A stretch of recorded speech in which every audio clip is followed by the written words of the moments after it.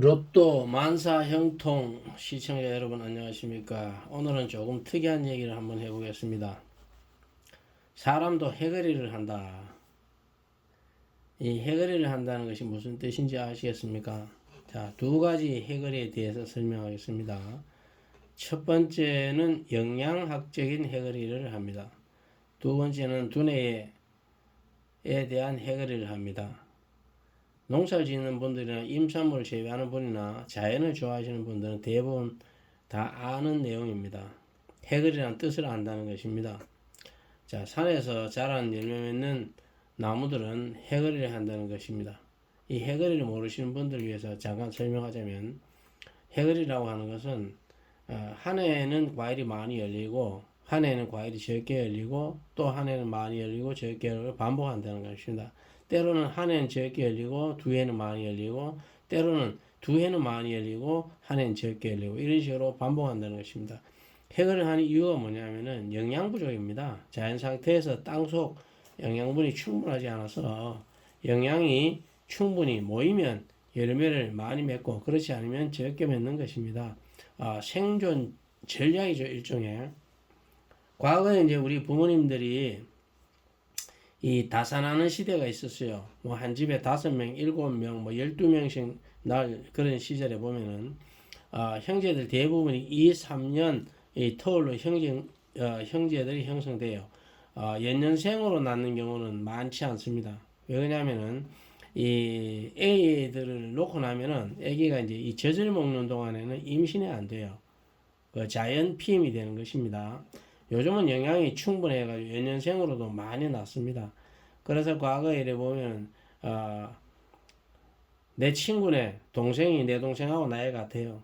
내 친구네 누나가 우리 누나하고 나이 같아요. 이런 경우가 여러분들 많이 봤을 겁니다. 이게 다 해거리입니다. 영양분에 따른 이게 해거리예요. 그 다음에 이제 오늘 정말 재밌는 내용은 이런 거는 뭐 대부분 알았을 것이고요. 또 정말 알려지지 않은 거. 자, 오늘 세상에서 알려진 정말 재밌는 내용이 뭐냐면은 물론 내 주변에 있는 분들은 한 25년 정도 전부터 많은 사람들에게 제가 많은 얘기를 해왔습니다. 그러나 그 몇 명이 되겠습니까? 그거야. 몇 명 아는 사람이 없죠. 우리가 홀수년도에 태어난 사람과 짝수년도에 태어난 사람의 IQ가 다르다는 걸 여러분들 모르시죠? 예. 한 명 한 명을 비교하면은 홀수년도에 태어난 아이보다가 짝수년도에 태어난 아이가 IQ가 높은 경우도 있지만 평균을 따지면 홀수년도에 태어난 아이들의 이 평균 IQ가 여기는 제가 7 내지 10 정도가 차이 난다고 해놨는데 아마 이건 최대치를 말하는 거고요. 한 5 이상이 차이가 납니다. 평균 5라는 것은 어마어마한 겁니다. 과거에 이제 수능 시험 치면 한 해는 문제가 어렵게 나와서 뭐 요새 떠들어대고 문제라고 하고 또 다음에는 문제가 쉽게 나와서 문제라 하고 항상 이렇게 문제가 많았죠. 그는 왜 이러냐? 이 사실관계 이런 것입니다. 홀수년도에 태어난 해 아이들이 대부분 평균 IQ가 좀 높아요. 근데 이 수능 시험은 그때 하필 또 좀 쉽게 나와요. 그러니까 수능 시험 점수가 평균이 엄청 높아요. 그래서 이게 또 문제가 되니까 그 다음에는 또 조금 어렵게 내요. 그러면은 짝수년도에 태어난 애들은 평균 IQ가 조금 떨어져요. 그런데 문제는 더 어렵게 나와요. 그러니까 평균 이제 이 점수 차이가 엄청나게 많이 나는 거죠. 그러니까 유수에 이제 항상 문제로 이제 대두되는 거죠. 예. 이해 가셨습니까? 너무 재밌지 않나요? 사람들 해결이 한다는 거. 제가 이런 말을 30년을 떠들어도 사람들이 인식을 못해요. 아마 이 유튜브 내용을 보고 관심 있는 사람들은 관련 학과에 다니는 이 대학원생들은 아마 이거를 데이터를 조사를 해서 박사학위도 받을 수 있을 것입니다.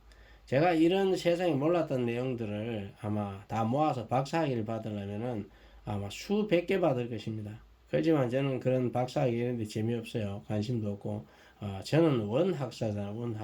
원학사는 뭐냐면은 박사들은 어떤 그 계열에 공부를 해서 이제 그 나중에 어느 정도 수준을 넘어서서 더 이상 뭐 그 분야는 거의 다 마스터했다 싶을 때 또 새로운 걸 찾아내서 논문을 써서 인정을 받아서 박사학위를 받는 건데 저는 그런 게 아니잖아요. 아예 새로운 학문을 만들어 버리는데 관심이 있기 때문에 새로운 학문 이 말도 아마 처음 들었을 거예요. 원학사 이 말도 세상에 없는 말이죠. 제가 만들어낸 얘기입니다.